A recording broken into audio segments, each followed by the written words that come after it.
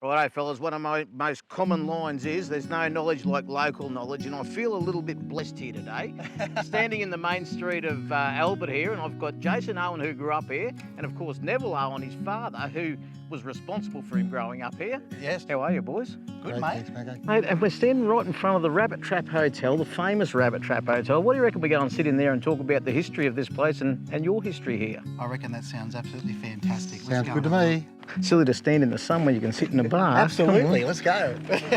Albert originally was a little town called Dandaloo on the Bogan River, which is 9 miles east of Albert.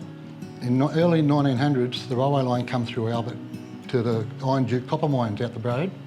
And when that happened, Dandaloo pulled down and moved into Albert to be on the railway line. And that's the history of how Albert come to get to Albert. Where it is today, yeah. Really? So it's had a few bits of progression along the way.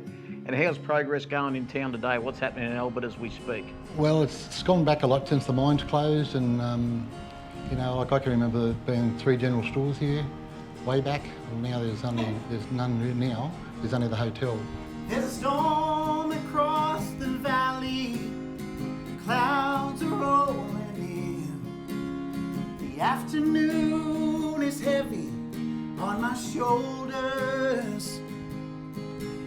There's a truck out on the 4-lane, a mile or more away. The whining of his wheels just makes it colder. So you're the famous Auntie Michelle. I am. How did you become the famous Auntie Michelle? My little sister actually tried to talk me into going over to the X Factor, and then I've got Jace on board. You were the reason behind me sort of getting into music in a public way, Shelley, because you used to go to Parks and Tottenham and Tullamore doing shows, and that's sort of the first time, like, just travelling around as a kid. Spent a lot of my childhood, pretty much all my childhood here till I was about 12 or 13, and we moved to Narromine just down the road. But there's a lot of history in this house, like my great-grandmother, so Dad's grandmother lived here. Yeah, that's my dad's house, or Jason's pop's house there, Macca. Yep. So you stand out here, Jason, Yeah. and you look at that. What's the first memory that pops into your mind?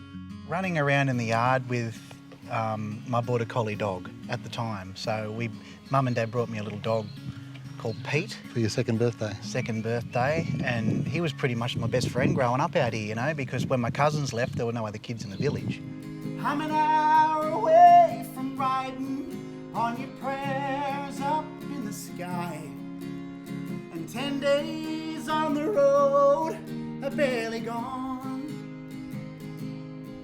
And there's a fire softly burning and suppers on the stove. It's a light in your eyes that makes me warm. Hey, it's good to be back home again. You know it is. Sometimes this old farm feels like a long lost friend. Yes, and hey, it's good to be back home again.